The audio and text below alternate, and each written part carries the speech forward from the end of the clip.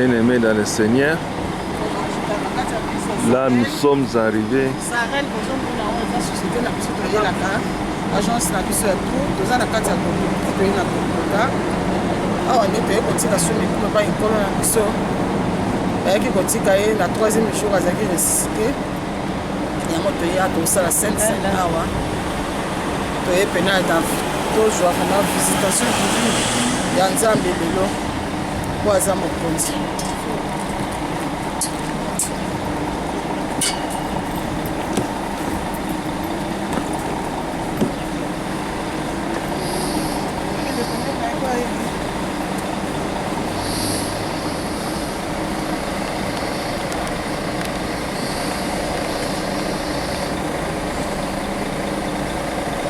Ça, c'est l'agence qui organise tout pour nous, Sarel.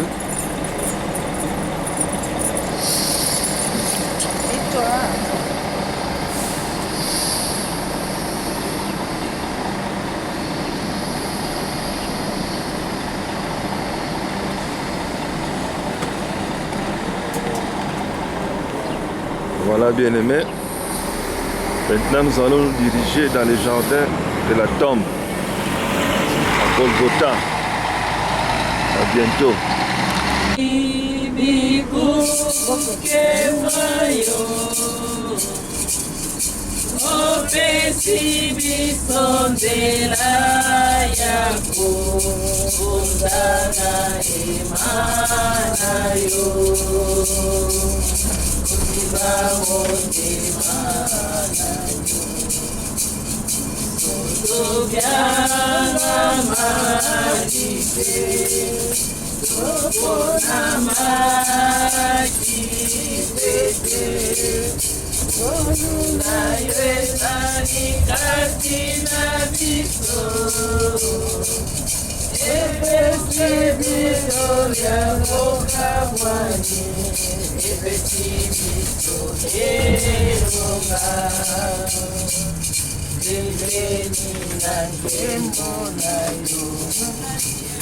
Nani azalo kolayo, nani akosungalo kolayo, misweto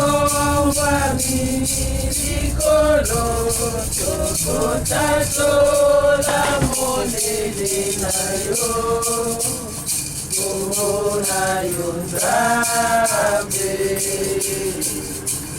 Nante koyo kumama, Ora Nzambe, Nante koyo kumama,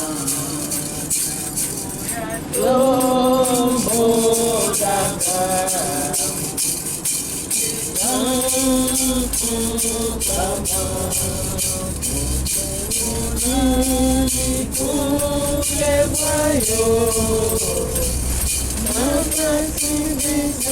Déjà dans la chambre haute, le cénacle, c'est là où Jésus a pris son dernier repas avec ses apôtres.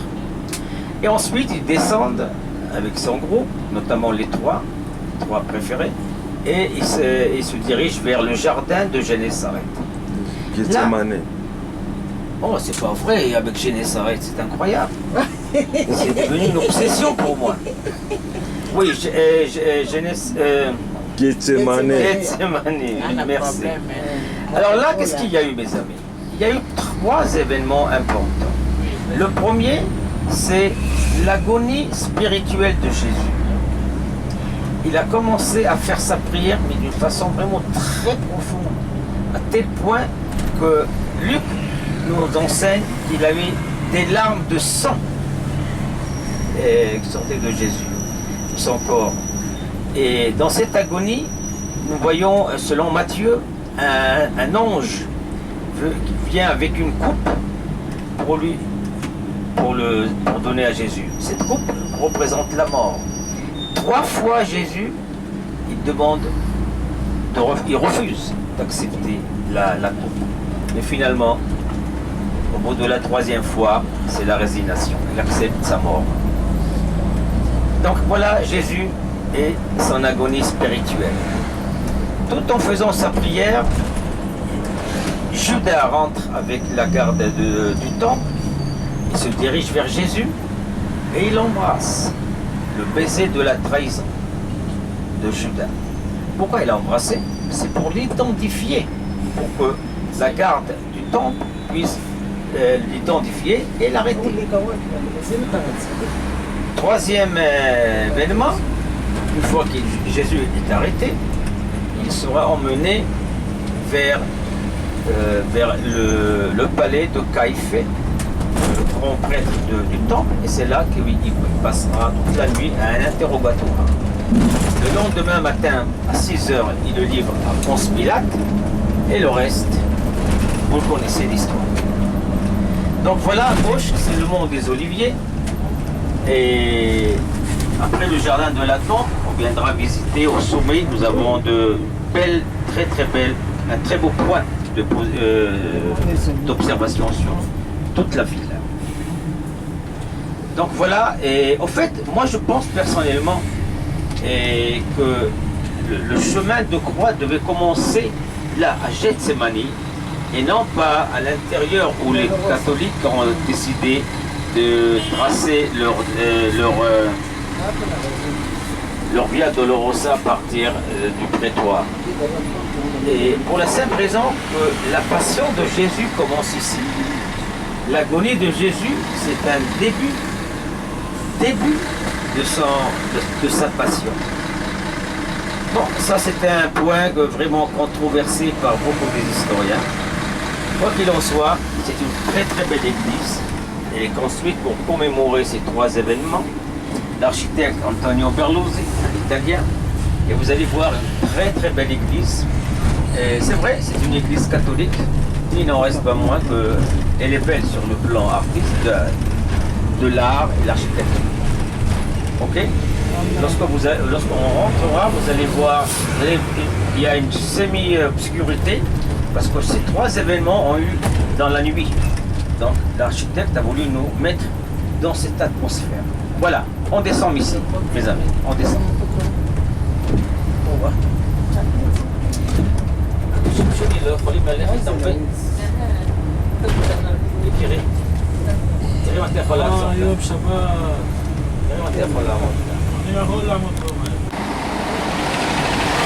Voilà, bien-aimés dans le Seigneur, là nous sommes arrivés dans le jardin de Gethsemane. L'endroit où nous nous trouvons, c'est déjà la vallée du Cédron, parce que le jardin se trouve en dessous du mont des Oliviers.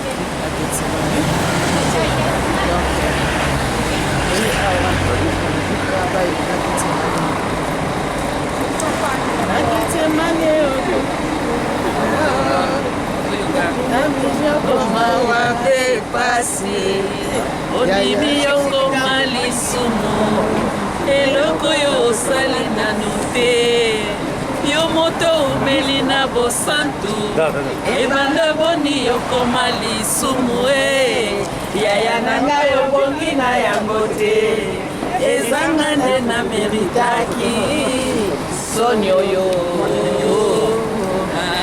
soni ntango nazalaki na masumu masi ondimi liwa ye ozwi mpenza esika na ngai yo nga mpe nakomi mosantu tika lelo nayebisa yo e o jésus tu es tout pour moi.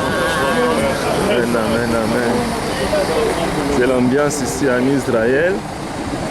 Bon, vous pouvez vous-même le remarquer, il y a des touristes un peu partout. Chaque groupe prend son coin pour expliquer l'état des lieux. Ici, nous sommes du côté est du mont du Temple. Le mont du Temple que nous apercevons de loin. Regardez vous-même, c'est ça.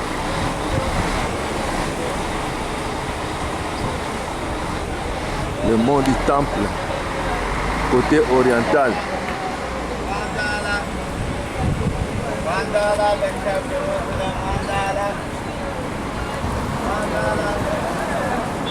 Et la porte que nous voyons ici, là, c'est là où le Seigneur Jésus-Christ avait fait son entrée triomphale en Jérusalem. C'est ça la porte qu'on appelle dorée, la porte dorée. Maintenant c'est fermé. C'est l'endroit où Jésus-Christ avait fait son entrée triomphale en Jérusalem.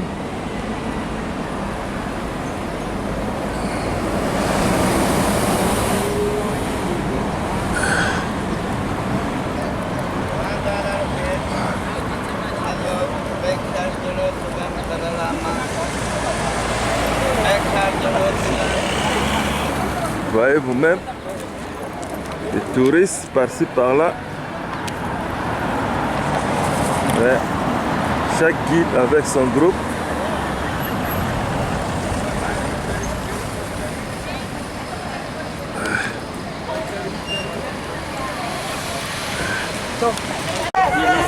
Là, on vient de croiser notre guide, Papa Alain. C'est lui qui nous accompagnait lors des derniers voyages ici en Israël. Alain, ça va? Très heureux de te rencontrer. En forme. Attention, faut faire attention. Comment ça va? Ça va. D'accord. Bien sûr, avec plaisir. Comment allez-vous? Ça va très bien. En forme d'une couronne d'épines. Ensuite, levez les yeux, derrière l'autel, vous verrez 3 grandes présentations en céramique. Et la première, c'est au centre, c'est l'agonie de Jésus. Il est assis sur le rocher, il pleure. Et ensuite, à gauche, c'est le baiser de Judas. Et à droite, l'arrestation de Jésus. D'accord? Vous allez rentrer, vous pouvez s'asseoir. Je vous donne combien de temps, maman? 45 minutes. Pardon, je pensais que c'était 15 minutes, 20 minutes. Combien? 20 minutes. Il y en a qui viennent en Allemagne. Alors regardez, il est 9h25 Jusqu'à 9h40. jusqu'à 9h40. Ok, 9h40 et on sera ensemble. Je vous attends. C'est la traduction de la Bible dans les langues locales. Voilà, bien-aimés dans le Seigneur, là nous sommes arrivés dans le lieu de l'agonie de notre Seigneur Jésus-Christ. Vous voyez, le Seigneur Jésus-Christ, avant qu'il puisse être livré, il était descendu en ce lieu dans le jardin de Gethsemane. Vous voyez, c'est un jardin où il y a plein d'arbres d'olivier, comme vous pouvez vous-même le constater. Et on a clôturé un peu partout parce que c'est vraiment sacré ici. Personne ne peut y entrer, vous voyez. Tout est fermé, vous ne pouvez que regarder de l'extérieur. Vous voyez, donc c'est ça.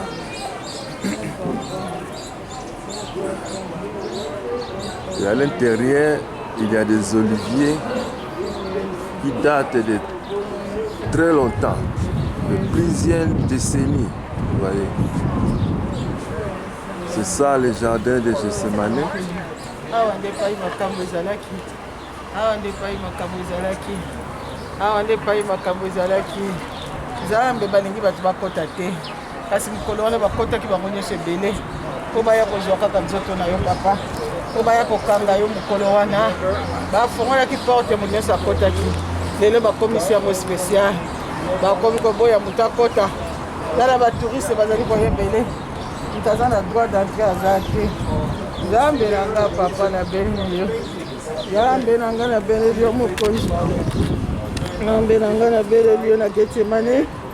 Na Gethsemane Nzambe kuna suka makambo ezalaki papa. Na Gethsemane Nzambe. Oh yes. Oh yes. Oh yes. Oh yes. Oh yes. Oh yes. Oh yes. Oh yes. Oh yes.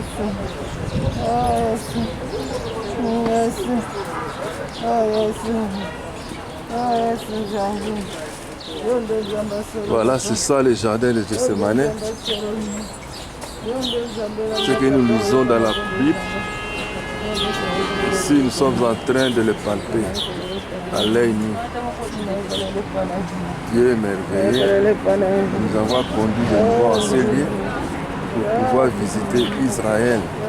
Voyez. Donc, regardez vous-même partout, il y a des touristes, beaucoup de nationalités. Donc, après avoir passé 2 années de coronavirus, on a vraiment souffert. Mais cette fois-ci, on vient de nouveau d'ouvrir les frontières. Donc, c'est ce qui fait qu'il y a beaucoup de monde partout ici en Israël. Il y a beaucoup de monde. Voyez, c'est le pays de la Bible, mes bien-aimés. C'est le pays de la parole. Hein? Là, je suis en face, donc dans les jardins de Gethsemane. Mais fixez vous-même les yeux, vous allez regarder de l'autre côté, parce que nous nous trouvons vers le côté est du mont du Temple. De loin, c'est ça le mont du Temple, ce sont des murailles, vous voyez. Entre le mont du Temple et de l'endroit où nous nous trouvons, il y a la vallée du Cédron. Vous voyez. Et les jardins se trouvent même dans la vallée du Cédron, donc en dessous du mont des Oliviers, parce que le mont des Oliviers, c'est de l'autre côté, vers la gauche. Vous voyez, c'est par là.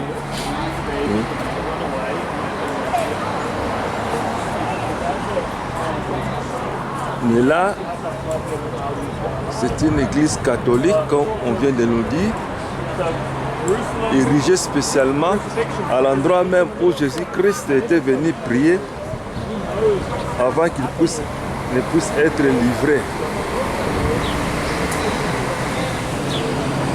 pour la crucifixion, bien-aimés. Nous connaissons nous-mêmes la parole à ce qui concerne l'agonie de notre Seigneur Jésus-Christ. Ouais.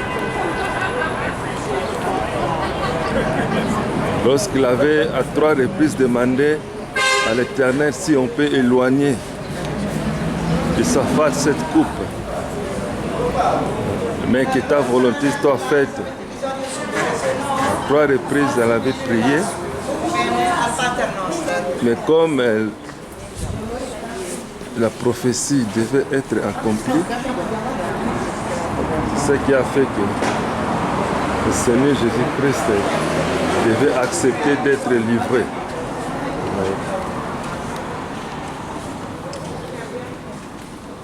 Là, je suis en train d'avancer petit à petit vers l'endroit même où il avait prié. Comme c'était pendant la nuit, c'est ça qui fait qu'il n'y a pas de lumière à ces lieux. Il n'y a pas de lumière.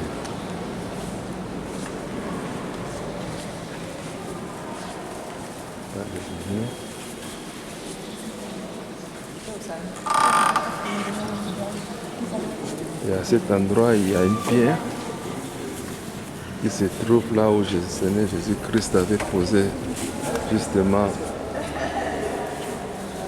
ses pieds pour prier. Donc,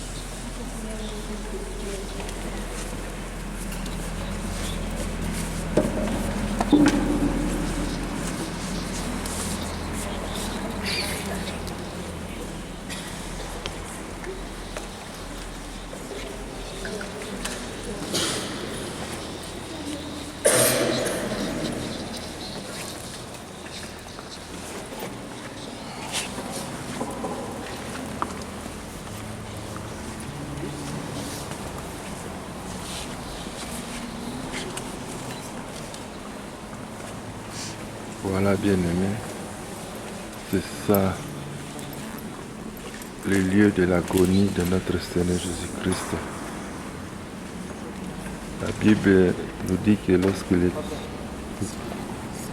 était en train de prier, la sueur qui sortait de son visage était devenue comme les grumeaux de sang. Donc le sang a commencé à couler à partir d'ici, à l'endroit de l'agonie. Vous voyez, le sang n'avait pas commencé à couler à la croix, mais c'est à partir d'ici, dans le jardin de Gethsémane, bien-aimé. La souffrance a commencé ici, bien-aimé. Ouais.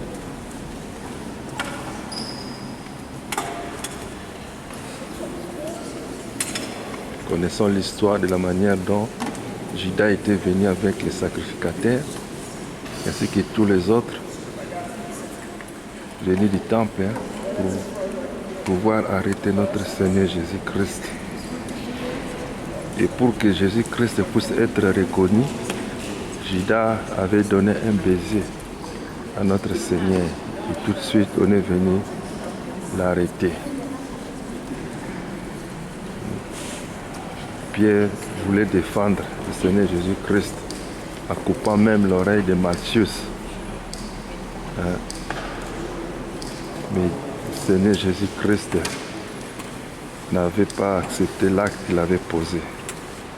Pour cela, il a même guéri aussitôt après l'oreille de Malchus.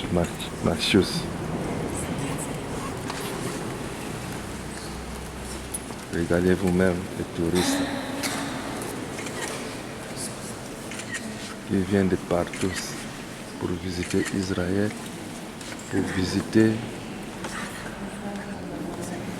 les endroits où le Seigneur Jésus-Christ avait foulé ses pieds ici, dans ce pays qu'on appelle la terre promise.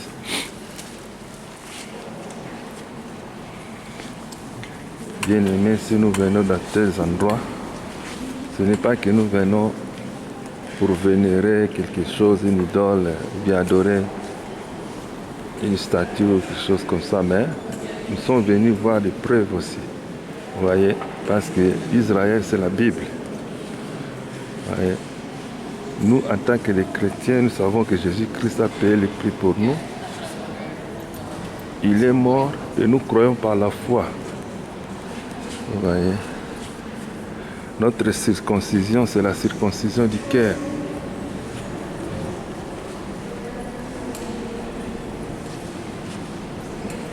L'abandon du péché pour se soumettre à la volonté de notre Seigneur Jésus-Christ, c'est ça la signification de la circoncision. Bien-aimés, nous sommes circoncis du cœur, nous croyons Jésus-Christ est vivant, mais toutefois, il est aussi important que nous puissions aussi venir dans tels endroits pour voir ce qui s'était passé réellement ici en Israël. Que Dieu vous bénisse. Ceux qui sont restés là sont les témoins de l'arrestation de Jésus. Est-ce que ces arbres ont pu vivre 2000 ans? C'est pas très bien. Venez, on y attend.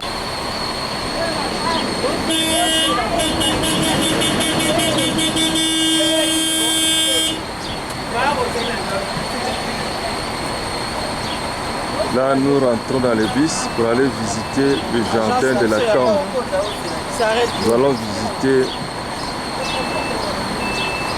la croix du calvaire ainsi que les tombeaux de notre Seigneur Jésus-Christ. Donc, nous dirigeons vers Golgotha.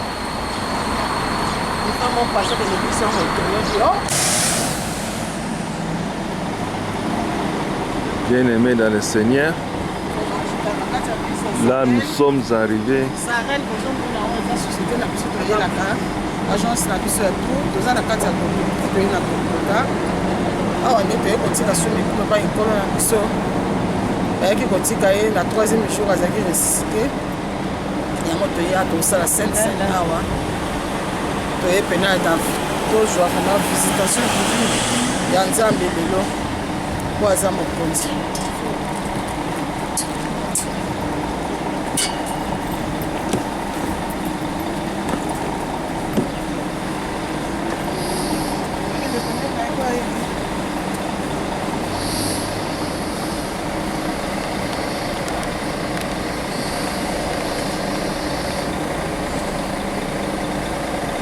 Ça, c'est l'agence qui organise tout pour nous, Sarel.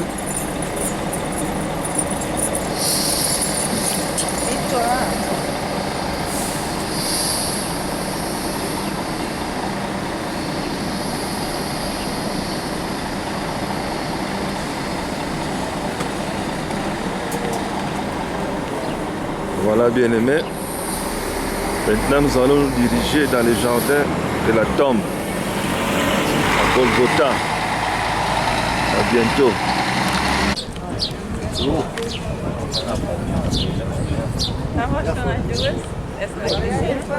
Les gardens tombe. Le jardin de la tombe. C'est là où nous nous dirigeons.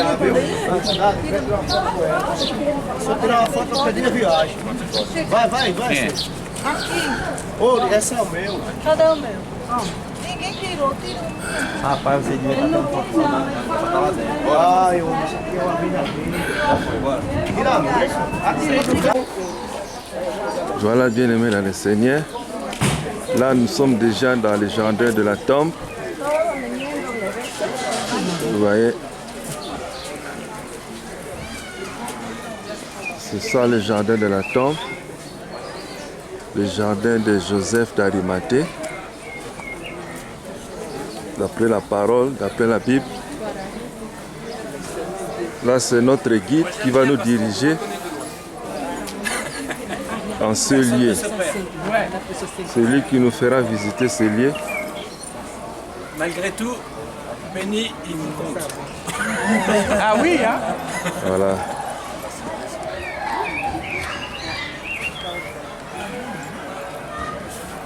On va attendre que tout le monde soit là. Ah, lequel le deuxième? Le deuxième, c'est ça. Madame. Waouh, sœur. Les messieurs sont des pasteurs. Le deuxième ici. D'accord. D'accord. Alors moi aussi je suis pasteur. Blanc. Ah, ok. Toi aussi. D'accord. Est-ce que tout le monde est là? Qui est là pour la première fois en Israël? 3, 4, 5, d'accord. Pas moitié, enfin petite moitié. Et donc les autres, vous êtes déjà venus il y a longtemps? Avant la pandémie. Avant le 19. Bah ouais. Avant le corona. Vous avez chopé le corona? Oui. Vous avez le vaccin? Oui.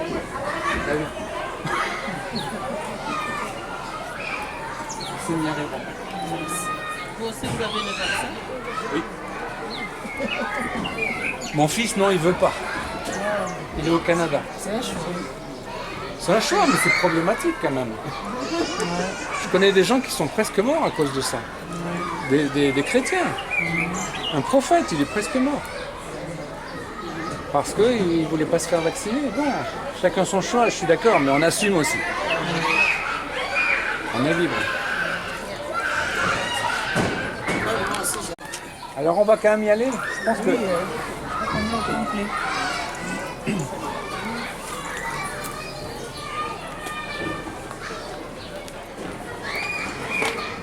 Benny Benny Non, bon, ok. Alors regardez cette carte. Vous êtes tout à fait en haut. Enfin, nous sommes tout à fait en haut de la vieille ville. Regardez, on est là. Et c'est très important parce que nous sommes au nord. Et je vous dirai ça pourquoi. Alors on voit bien sûr le mont du Temple. Le mont du Temple. Actuellement, il y a beaucoup de violence. Vous êtes au courant? Beaucoup de bagarres. Problème de l'islam.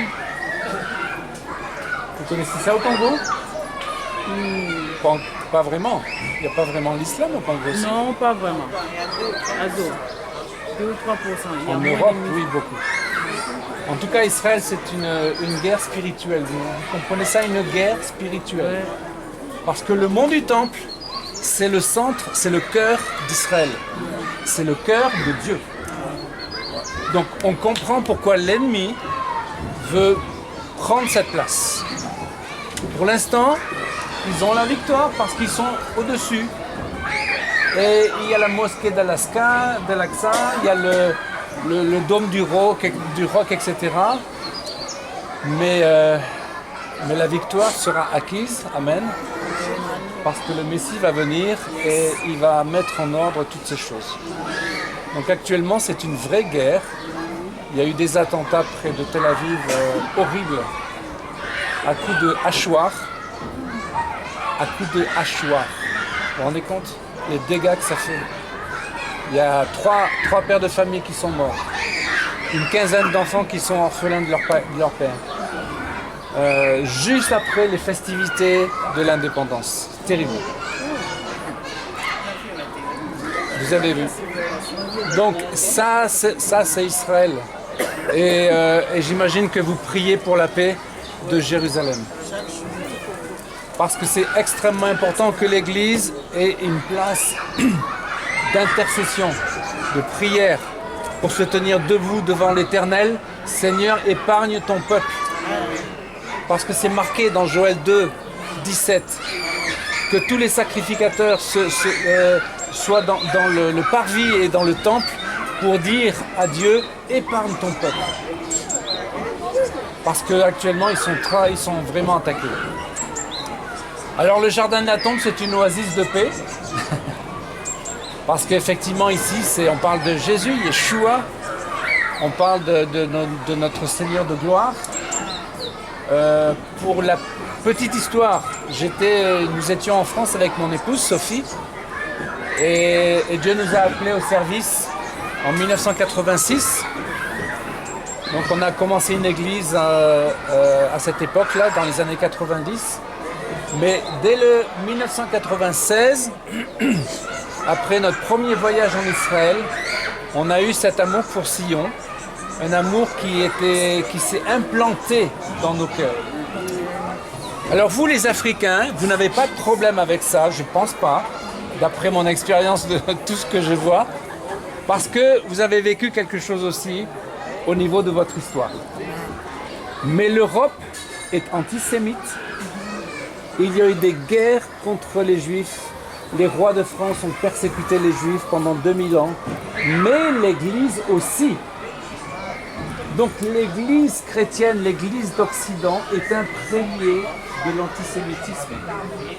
Et c'est ça le problème. Donc beaucoup d'églises en France ne comprennent pas le sujet d'Israël parce qu'il y a un blocage au départ. Et ce n'est pas enseigné dans les facultés. C'est terrible. Donc nous, le Seigneur nous a inculqué l'amour d'Israël. Et il y a notamment ce verset que on a fait mis sur nos bagues, sur une bague, pour l'amour de Sion, je ne me tairai pas. Ouais. Acclamez le Seigneur. Pour l'amour de Sion, je ne me tairai pas. Amen. Et j'écris beaucoup parce qu'il faut défendre Israël dans tous les domaines. Et notamment la désinformation. Parce qu'en France, en Europe et je crois dans tous les médias qui sont beaucoup de gauche, Israël est combattu. Israël, il y a une désinformation sur la situation d'Israël. Donc je vous parle de tout ça parce que je ne peux pas parler de Jésus sans parler d'Israël. Parce que Jésus est juif. Et Jésus pleure. Et Jésus pleure sur l'état de l'Église, qui est aveugle, qui ne comprend pas les choses. Parce qu'il vient bientôt, amen, il vient bientôt sauver pour d'abord son peuple Israël, des griffes des nations. Je vous fais un petit résumé, c'est pas de la politique, c'est la politique de Dieu. Depuis 1973, la guerre de Kippour. Les Arabes ont tellement été vexés d'avoir perdu la guerre en 1973 qu'ils ont fait monter le pétrole 4 fois plus cher. Il y a eu une crise pétrolière. Et donc à l'époque, c'était notre président Chirac, ils ont fait un deal, une alliance avec les pays arabes pour avoir le pétrole. Mais la négociation c'était, ok, mais vous prenez un parti contre Israël. Le pétrole contre Israël. Donc depuis 1973, il y a cette alliance de l'Europe, parce qu'il n'y a pas que la France, l'alliance de l'Europe contre Israël. Tout simplement. L'ONU, l'UNESCO. En 2016, l'UNESCO a décrété que le mont du Temple était musulman. Vous vous rendez compte? Vous lisez la Bible, tout est juif. Nous récupérons ça dans le nom de Jésus. Un jour. Donc il faut comprendre ça. Et bien sûr, vous avez tous l'amour de Jésus, Yeshua. Mais en même temps, il faut comprendre la réalité prophétique. Vous n'êtes pas là par hasard. Vous êtes venus dans ce jardin parce que c'est marqué dans la Bible que toutes les nations viendront à Jérusalem adorer le roi des rois. C'est prophétique, vous faites une démarche prophétique. Vous avez fait un sacrifice financier, mais ça vaut la peine. Amen, amen. Et Amen. oui, je ne peux pas m'empêcher de pleurer. Parce que nous sommes dans des temps incroyablement forts. Nous sommes à la porte de la venue de Yeshua, du Mashiach, du Messie. Et vous savez quoi? Moi j'attends ce moment parce qu'il va ouvrir les yeux de son peuple, le peuple juif. Parce que jusqu'à présent, ils n'ont pas les yeux ouverts sur Jésus. C'est marqué dans Romains 11:11. À cause de la chute, de l'incompréhension du peuple juif, Dieu a donné l'évangile aux nations. À vous, à moi, à toutes les nations qui s'appellent Goïm, qui ne sont pas juifs, parce que Dieu aime les nations autant que Dieu aime Israël. Mais ça passe d'abord par Israël. Je ne peux pas aimer Jésus si j'aime pas Israël. C'est pas possible.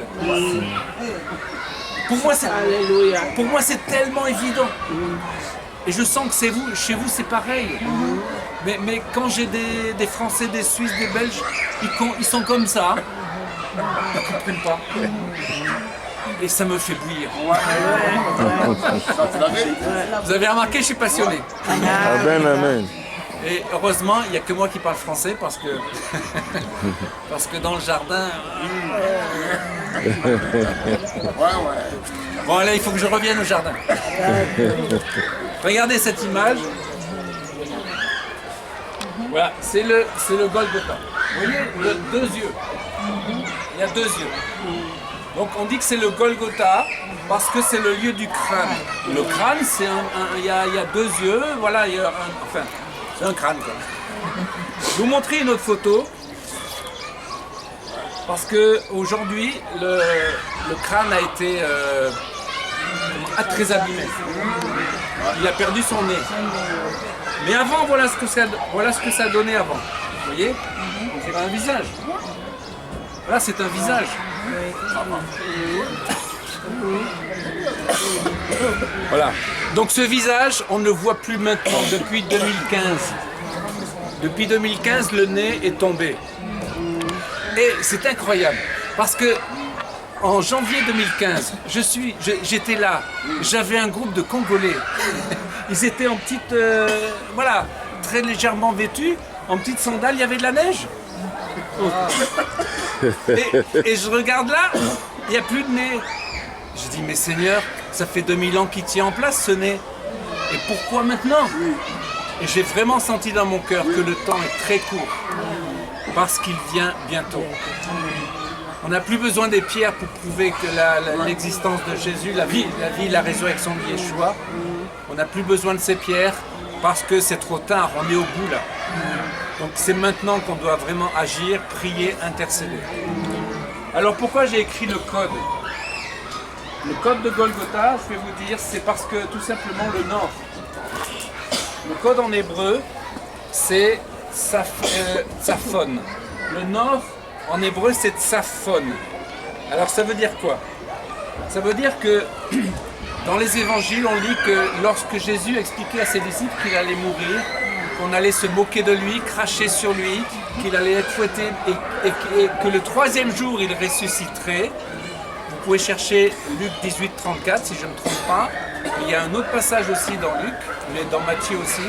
C'est marqué, les disciples ne comprenaient rien à ce que disait Jésus parce que c'était un langage codé. Et le mot c'est Saphoun ou Tsophen, bon c'est la même racine que le nord Tsaphon. C'est un mystère qui est incroyable. Et Paul a dit quoi? N'ignorez pas le mystère d'Israël. Et pendant 2000 ans, les Juifs ont été persécutés pour être convertis.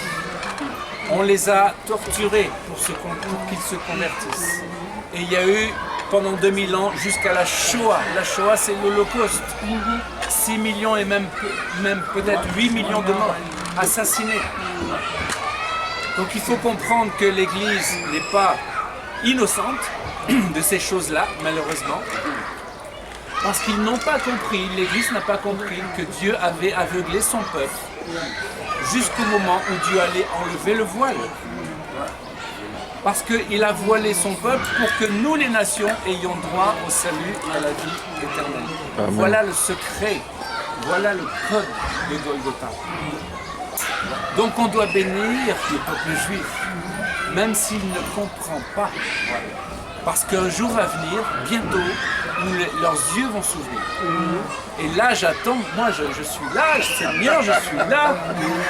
Tu vas me montrer quand tu viens poser tes pieds sur la montagne des Oliviers et tu vas te glorifier, tu vas te révéler. Là, les morts vont sortir de leur tombe. Les morts vont sortir de leur tombe. Vous vous rendez compte de ça? C'est extraordinaire. C'est extraordinaire. Donc c'est un mystère incroyable. Mais Dieu est un mystère en soi. Il a créé le ciel et la terre, tout, et il est venu sur la terre mourir sur une croix. C'est pas un mystère ça? C'est extraordinaire. Alors maintenant on va aller voir, de vos yeux on va voir le Golgotha.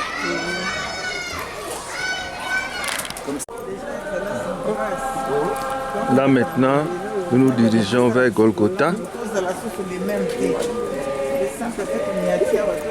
Nous sommes toujours dans les jardins. On se dirige vers Golgotha. Oh, tout a été modifié ici.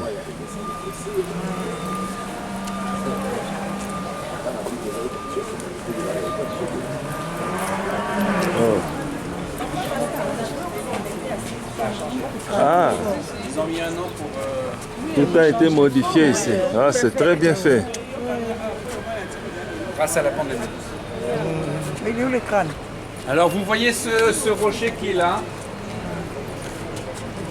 Et si vous cherchez bien, il y a là-bas il y a le nez qui est cassé mais qui ne touche plus le front. On peut discerner les yeux, mais c'est pas facile maintenant.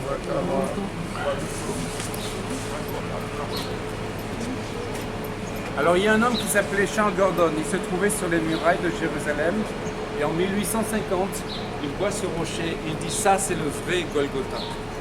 Alors bon, bien sûr il y a un problème entre le Saint-Sépulcre, vous l'avez visité, le Saint-Sépulcre qui se trouve à l'intérieur des murailles et le jardin, mais il y a deux Golgotha selon, selon les manuels de tourisme. Là-bas c'est beaucoup les catholiques et orthodoxes, mais il y a sept églises représentées. Ici, c'est globalement les protestants et les évangéliques. Donc, on ne va pas faire d'histoire. Voilà le lieu du crâne. Il y en a qui pensent que c'est là-bas, il y en a qui pensent que c'est là. Moi, j'aime bien parce qu'il y a... C'est ici, Golgotha, le lieu du crâne. Et il y a tout qui correspond par rapport aux évangiles. Et il n'y a pas d'idolâtrie. Parce qu'on ne veut pas d'idolâtrie. Personne ne sait exactement. Je veux dire, il y a toujours un doute de savoir si c'est vraiment le Golgotha, il n'y a aucune preuve scientifique. Donc Dieu l'a voulu, je crois, parce que Dieu n'aime pas l'idolâtrie et ne souhaite surtout pas l'idolâtrie. Pourquoi Dieu n'a pas voulu faire une tombe pour Moïse? Ça aurait été un problème planétaire. Bandeko boyokana, pardon. S'il y avait une tombe pour Moïse, les musulmans seraient là, il y aurait les bagarres avec les juifs, les bagarres avec les chrétiens, enfin bref. Donc là, c'est très bien. Donc quand même, ce Charles Gordon, c'était un homme versé dans la Bible, un officier britannique. Il voit ce rocher et il dit ça c'est le Golgotha. Et c'est marqué dans la Bible qu'à côté du Golgotha, il y a un jardin dans lequel il y avait un tombeau qui n'avait jamais servi. Et donc, on a trouvé la tombe. Une tombe qui est exceptionnelle, parce qu'elle est unique en son genre. Donc c'est quand même pas anodin. Et puis on a trouvé ce jardin, bien sûr il n'était pas comme ça, mais on a trouvé des preuves du jardin dans le sens où il y avait un pressoir, il y a un pressoir à vin, donc un vignoble. Et qui était le propriétaire de ce jardin? Ah, Joseph Arimathée. Joseph d'Arimathée. Joseph d'Arimathée et son ami Nicodème, ce sont ces deux pharisiens qui ont permis que Jésus soit inhumé, soit descendu de la croix. Alors je ne peux pas vous dire si les croix étaient en haut ou en bas. Les scientifiques ou les exégètes vous diront que c'est en bas. Parce qu'en fait, les Romains faisaient ce lieu de supplice, les croix, pour impressionner les gens dans les carrefours comme ici. Il y avait un carrefour ici. Parce qu'en fait, on allait à Damas, on allait à Jéricho, etc. Donc les croix probablement étaient au niveau de la route.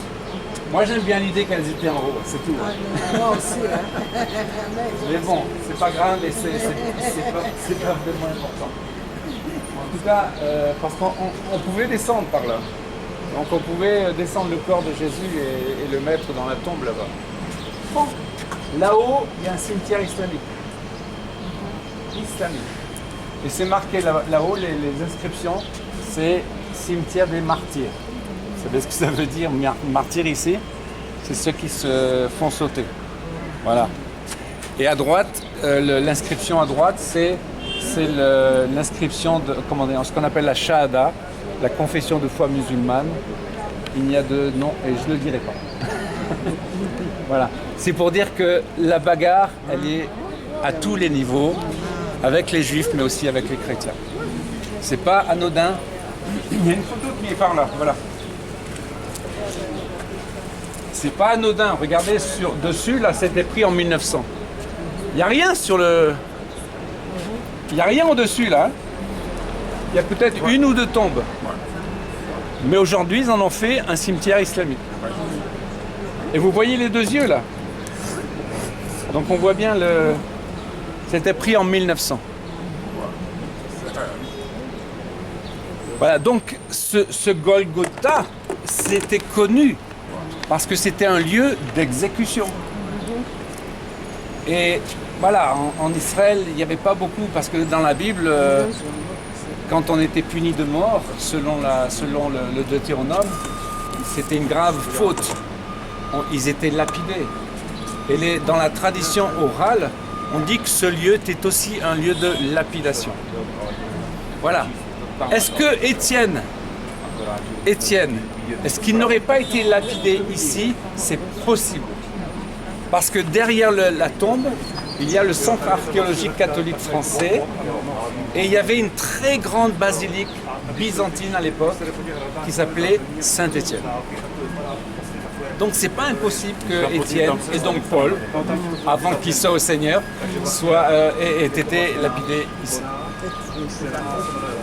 Maintenant voilà, c'est tout. C'est simplement une histoire, une manière de comprendre l'évangile, la réalité de l'évangile. Vous êtes sur ce petit bout de terre où il s'est passé toute la Bible. C'est ça qui doit rentrer dans vos cœurs. Amen, et qui doit prendre une vraie réalité. Amen. C'est pas dans la tête, c'est dans le cœur. Amen. Amen. On continue, on va dans le centre du jardin. Refais des photos. Refais des photos. Prenez des photos. Ici. Intéressant, regardez cette image. D'après vous, c'est quoi? Une citerne. Alors, elle se trouve là, juste là, sous nos pieds en fait, parce que la citerne est immense. Elle fait 1000 mètres cubes. Alors, ce qui est important, c'est ce qu'il y a à l'intérieur, c'était de l'eau. Donc, 1000 mètres cubes d'eau. c'est un symbole, je trouve ça très intéressant. Ensuite, un autre symbole et un autre élément archéologique. Un pressoir à vin. On foulait le raisin à l'époque et le raisin venait couler là et on le faisait fermenter. Donc on vous verrez en passant, en descendant. Alors, c'est intéressant parce que l'eau et le vin. Et je vais rajouter un troisième élément. Vous avez été à Gethsémane? Oui. Gethsémane, c'est Gat Shemen, qui veut dire le pressoir à huile. Shemen, c'est l'huile. Et là-bas, Jésus a vécu quelque chose d'extraordinairement douloureux, puisqu'il a accepté de prendre le péché de l'humanité sur lui. Il a hésité, mais bien sûr, il l'a fait. Et la puissance de ce péché était tellement forte que des grumeaux de sang sortaient de sa peau. C'est le premier versement du sang de Jésus. Donc c'est très intéressant et important parce que là-bas, Gethsémane, c'est une douleur intense que personne, aucun être humain ne peut vivre à sa place. Donc l'huile, pourquoi l'huile? Parce que lorsqu'on écrase les noyaux d'olive, il faut écraser, les olives, il faut écraser aussi les noyaux. Donc ça demande une pression extraordinaire. Et c'est cette image-là de la pression de la meule qui va broyer les noyaux. Cette meule est passée sur le corps de Jésus. Alléluia. Et c'est ça que... Il y a un mot en hébreu qui est katit. Dans Exode et Nombre, on parle de la menorah, du chandelier, et l'huile était très spéciale. Il fallait qu'elle soit katite, c'est-à-dire c'est de l'huile dont les noyaux ont été broyés, une huile très sainte. Et c'est ça, Jésus a été réduit à l'état d'huile pour allumer la menorah, une huile kadosh spéciale, précieuse. Et c'est ça, Gethsémane, c'est aussi ça. Jésus a vécu quelque chose d'extraordinairement fort. Alors, que sont ces symboles de l'eau et du vin? Pour moi, ça parle du royaume qui vient. Parce qu'il est dit dans Ésaïe 11, verset 9, que la connaissance de l'Éternel, dans le prochain royaume, la connaissance de l'Éternel sera comme l'eau au fond des mers. Vous vous rendez compte la surface de la mer sur la planète? Ça veut dire que Dieu va déverser la puissance d'en haut, la puissance du Saint-Esprit sur la terre. Et l'humanité tout entière va se tourner vers le Seigneur. Merci. Et on va tirer les tzitzit des Juifs pour dire « Parle-nous de ton Dieu ». Tout ça, c'est biblique. Amen. Donc c'est pour dire que cette eau, pour moi, c'est vraiment l'eau du Saint-Esprit qui va être répandue. Cette 1000 mètres cubes d'eau, pour moi, c'est l'image. Vous vous rappelez l'image de Jésus au temple, Jean 7, 37. Et c'est le 8e jour de Sukkot. 8e jour, c'est pas anodin. 8e, c'est la résurrection. 8e jour de Sukkot, et il dit « Venez à moi, vous qui avez soif. » Merci. Qui avez soif, et de l'eau jaillira de votre sein. Voilà, c'est l'image du royaume qui vient, parce que pour l'instant, l'Église n'a pas cette... voilà, n'est pas tout à fait là. Mais le royaume qui vient sera établi par le Seigneur lui-même. On n'en parle pas dans les facultés, on parle surtout de l'enlèvement. Alors, je ne suis pas contre l'enlèvement, mais les messianiques ici disent qu'on va être enlevé avec le Seigneur, à la rencontre du Seigneur dans les nuées, et on va revenir sur terre. Non. Parce qu'il y a un travail à faire, parce qu'il y a un royaume. Alors oui, on peut rester au ciel, j'en sais rien, parce que le temps avec Dieu, c'est un an et un jour est comme 1000 ans, vous savez. Bon, le temps, Seigneur, on peut passer du temps au ciel, peu importe. Mais il y a un royaume qui vient, ça c'est clair. Tous les prophètes le disent. Donc c'est ça qui est important de comprendre. Et là, la connaissance de l'Éternel va être comme l'eau au fond des mers. Yes. Amen. Moi, j'attends ce moment. Amen. Voilà. Le millénium. Exactement, merci, le millénium. Est-ce que ça va durer 1000 ans? On ne sait pas, mais en tout cas, Dieu va glorifier son nom sur la terre. Et il n'y aura plus d'empêcheurs de tourner en rond parce que le diable sera enchaîné. Amen. Amen. Et toutes maladies disparaîtront. Peut-être pas toutes, mais amen, amen. Hein. Maintenant, on va aller vers la tombe. Et puis, je ne vous ai pas parlé du vin. Le vin, c'est quoi? Le vin, c'est la sanctification. À tous les Shabbats, tous les samedis, les Juifs boivent du vin au repas. C'est pas parce qu'ils aiment le vin. Non, c'est le vin de la sanctification. Les Juifs sanctifient le temps. Et c'est marqué dans la Bible. Sanctifiez ce jour de Shabbat pour moi, dit l'Éternel. Donc ils sanctifient le temps, mais nous sanctifions l'espace avec le vin également. Lorsqu'on prend la Sainte Seine, eh bien on prend la Sainte Seine jusqu'à ce qu'il vienne. On se souvient de sa mort, mais on sait qu'il est ressuscité et on pense au temps où il va venir. Glorieux. Voilà. Donc c'est très important de comprendre la notion du vin n'est pas du tout anodine. C'est le vin qui a coulé, qui nous sanctifie de la croix. Ce vin qui nous purifie, ce sang qui nous purifie. Donc c'est un symbole extrêmement fort et complètement biblique. On va aller maintenant à la tombe. On a vu les réservoirs d'eau tout à l'heure. Et c'est ici où on voit les pressoirs. Vous voyez, ce sont des signes qui montrent que le Seigneur Jésus-Christ était enterré dans ces lieux qu'on appelle le jardin de Joseph d'Arimathée. Vous voyez? Ça, c'est le pressoir de vin. On a visité Golgotha, ce n'est pas aussi loin d'ici. On a vu la cuve qui renfermait de l'eau et voici maintenant le pressoir, les preuves bibliques, bien aimés. Le pressoir de vin. Et nous allons maintenant nous rendre dans le tombeau. Ce n'est pas aussi loin d'ici, c'est toujours dans le même cadre dans le jardin ici. Vous voyez?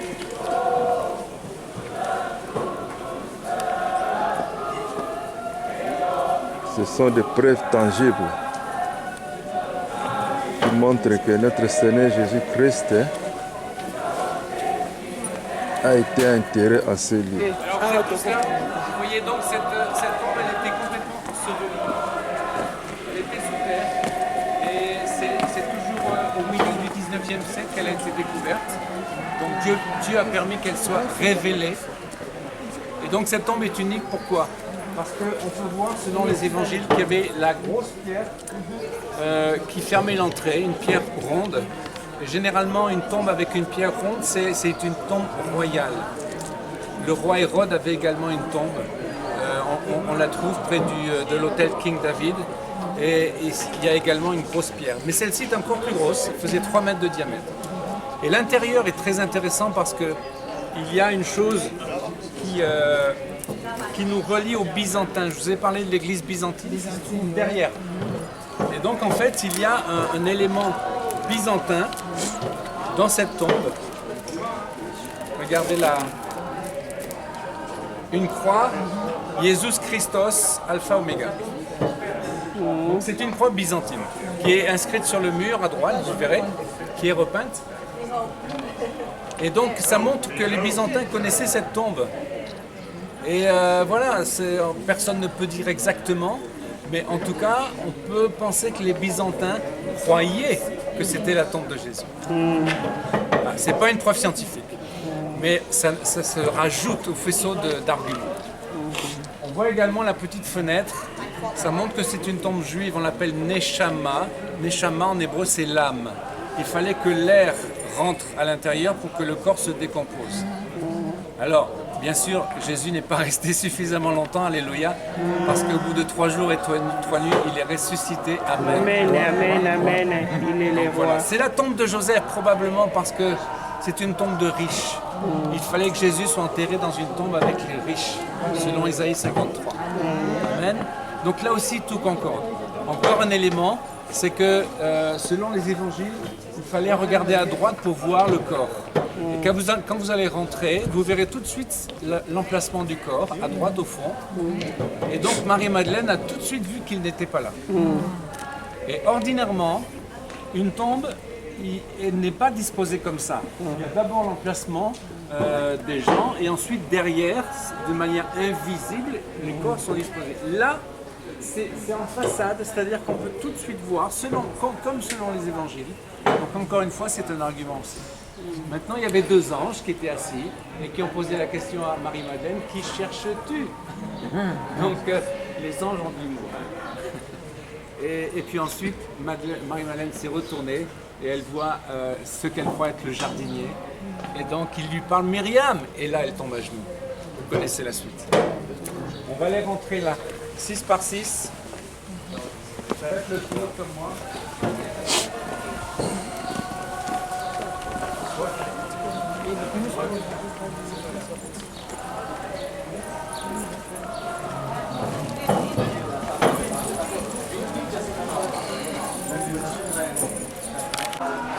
Voilà, c'est ça l'entrée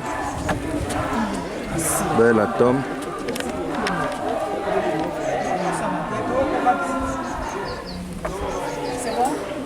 Et comme on avait roulé la pierre, on voit exactement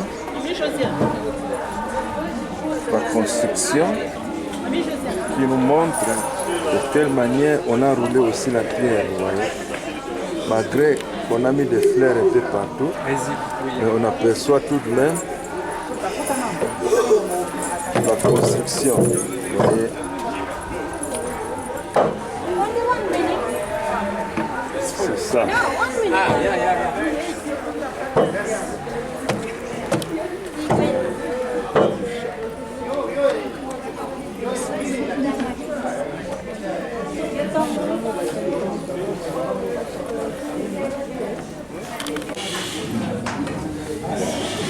Voilà la tombe. Le tombeau est vide, mes bien-aimés. Le tombeau est vide. Le tombeau est vide. Il est ressuscité. Il n'est plus dans la tombe. Regardez vous-même. Après Alpha et Oméga. Dans le nom de Jésus-Christ. Le tombeau est vide, bien-aimés. Le tombeau est vide. Gloire à toi, Seigneur. Merci, Jésus. Merci. Merci, Seigneur. Merci, mon Dieu, mon roi.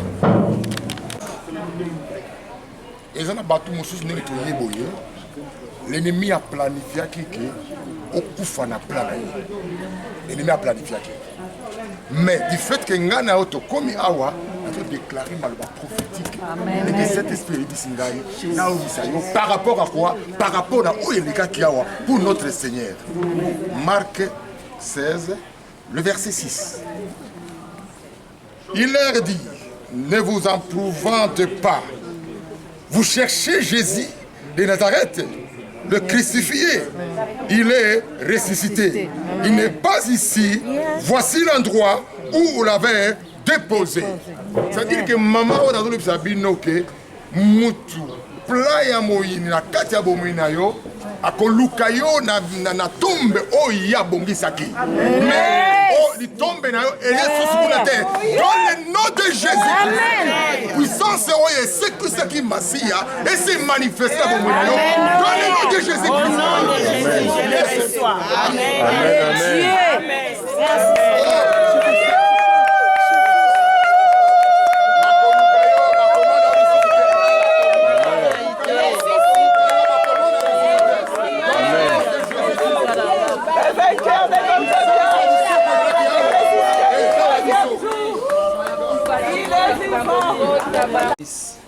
Amen. Et ici on dit l'an prochain à Jérusalem. Amen. Si Dieu le veut, qu'il vous donne les moyens également, que le Seigneur vous bénisse vraiment richement. Au nom de Yeshua. Amen. Qu'il vous bénisse. Que Dieu vous bénisse aussi. Merci beaucoup pour l'éclaircissement. Avec plaisir. Oh, d'accord. Merci. Merci, Seigneur. Merci, grâce. Amen.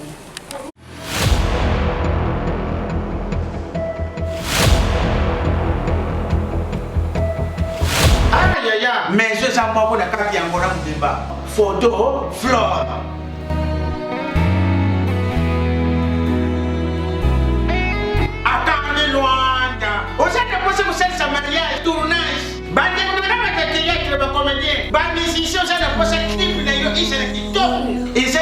lisusu te ezali esika moko référence epai ya photoflore okuta gofidos okuta mabone okuta sapu babisikisa kaka moko kekataka yongo banda kotambola na yo makolo okokoma na kwe ya bana ba l'église ya kunene yebane na ngolo tuni kaka photoflore pe bandela na bango shali ya boka te oye kaka bora mu bibelo wana mu biba osana fosa kusalisa pe de mariage kuna cameraman ya shali photographe shali nyoso kuluka ona fekile yo tuna makambo manifestation yo ishali kitoko kusapeke de